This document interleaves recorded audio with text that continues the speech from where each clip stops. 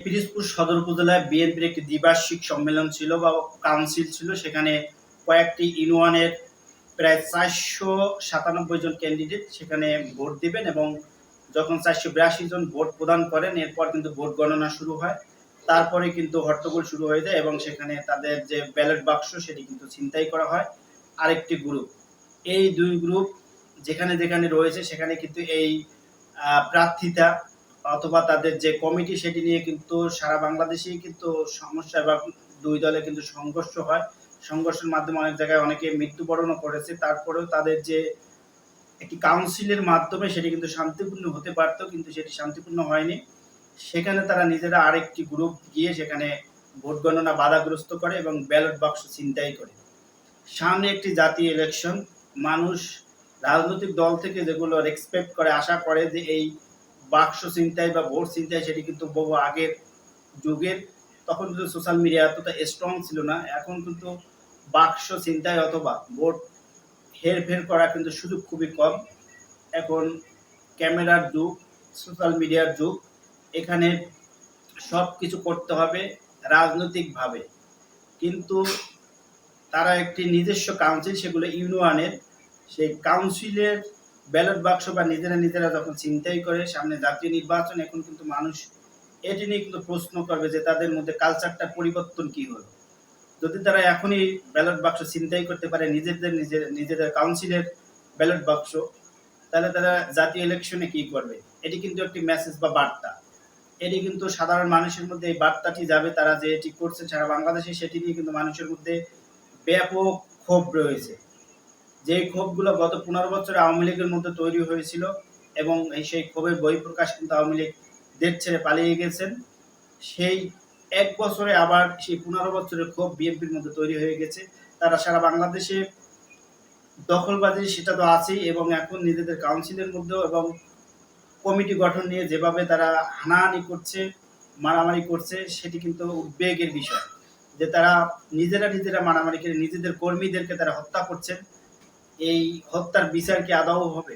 এই হত্যাকাণ্ড কি হত্যা না? সেও তো বিএনপির একজন কর্মী ছিল এবং ত্যাগী কর্মী ছিল, তাকে যখন হত্যা করা হয় সেটির কিন্তু বিচারও হচ্ছে না।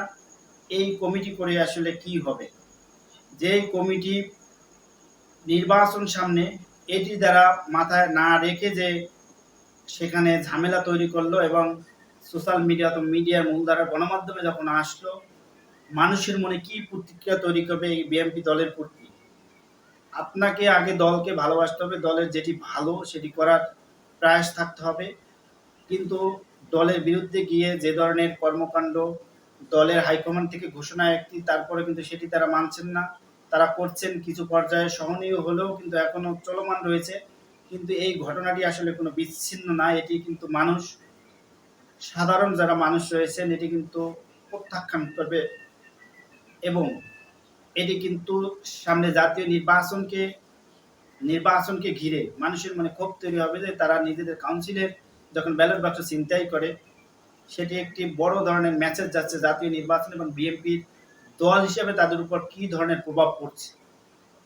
এটি কিন্তু এখন চিন্তার বিষয়। এবং যারা এটি দায়িত্বে রয়েছেন বা দায়িত্ব পালন করেছিলেন এই কাউন্সিলের, তারাও হয়তো এর জন্য প্রস্তুত ছিলেন না, যেহেতু সেখানে হয়তো অনেকগুলো গ্রুপ রয়েছে কমিটি দেওয়ার জন্য।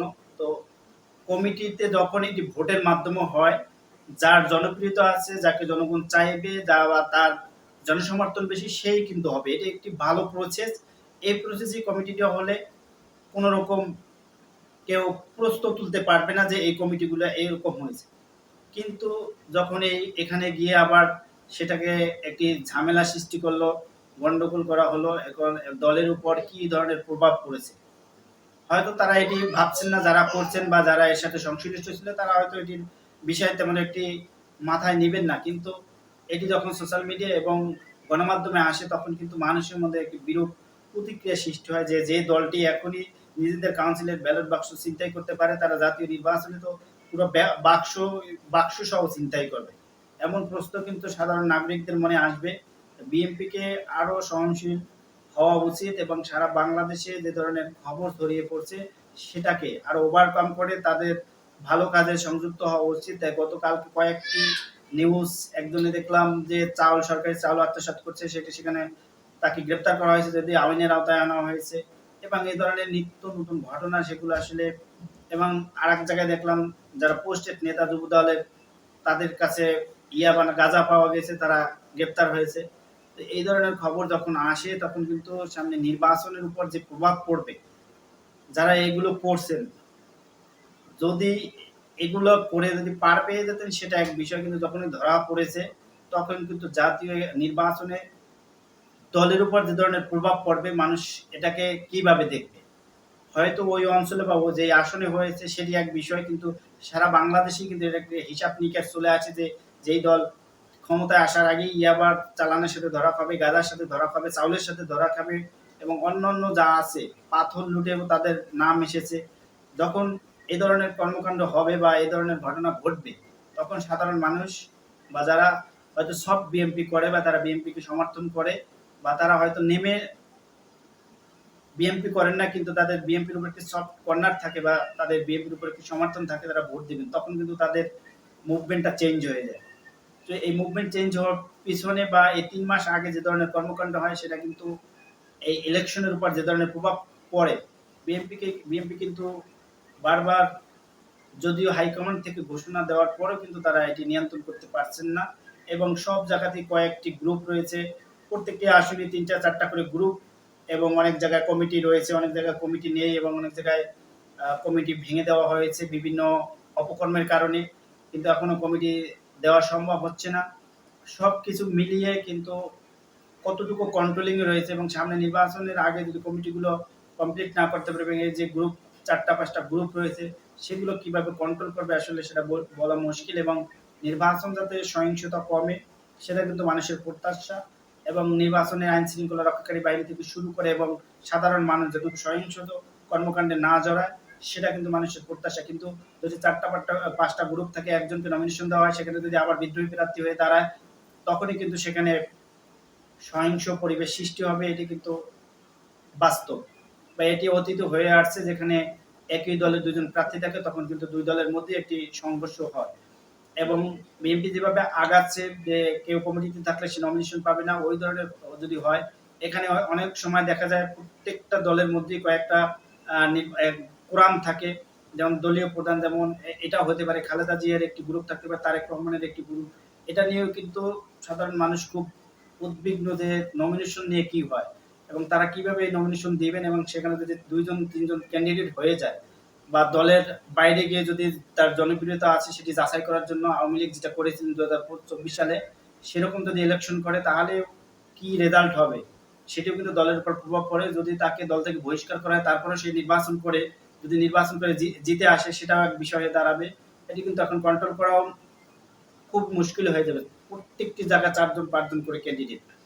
এখন বিএনপিকে সেটি নিয়েও কিন্তু ভাবতে হচ্ছে, সামনে ইলেকশন, এবং এদিকে আওয়ামী লীগ বিভিন্ন নানাভাবে ষড়যন্ত্র করছে ভারতের বসে কিন্তু জাতীয় পার্টি এবং আওয়ামী লীগ মিলে একটি গভীর ষড়যন্ত্র করছে, এবং আমলাদের ভিতরেও এবং বাহিনীদের ভিতরে, প্রশাসনের ভিতরে বিভিন্নভাবে কিন্তু নির্বাচনটিকে প্রভাবিত করার জন্য এবং নির্বাচন যাতে না হয় সেটির জন্য কিন্তু খুব চাপ রয়েছে, এবং সরকার কিন্তু সেটি বারবার বলার চেষ্টা করছে। তারপর কিন্তু নির্বাচনের যেহেতু তারিখ ঘোষণা করা হয়েছে এবং ফেব্রুয়ারিতে নির্বাচন হবে, সেটা একটি বিষয় হয়ে দাঁড়িয়েছে। এবং বিএনপির জন্য কতটুকু ফেভারে থাকবে নির্বাচন, বা বিএনপির সমর্থন কতটুকু থাকবে, বিএনপি শক্তি পরীক্ষা কতটুকু উত্তীর্ণ হবে।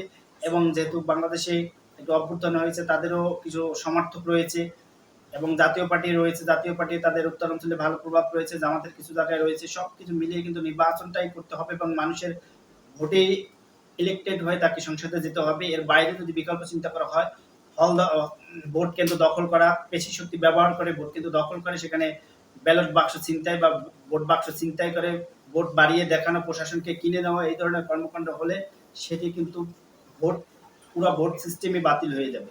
সেটি কিন্তু ইসি থেকে এবার বলা হয়েছে যে যেই জায়গায় যে আসনটিতে ভোটে সমস্যা হবে বা কোনো জায়গায় যদি অনিয়মের অভিযোগ আসে, সেই ক্যান্ডিডেট বা সেই স্থানে কিন্তু ফলাফল স্থগিত থাকবে। সবগুলো মাথায় রেখে যদি হুটহাট করে, যেহেতু কর্মীরা অনেক সময় অতি উৎসাহ হয়ে অনেক কাজ করে ফেলে, সেখানে কিন্তু ভয়াবহ একটি পরিস্থিতি তৈরি হবে। নির্বাচন যদি বানচাল হয়ে যায় সেখানে আবার নির্বাচন করতে হবে। তো সবকিছু মিলিয়ে রাজনৈতিক ব্যক্তি এবং কর্মীদের অনেক সময় কর্মী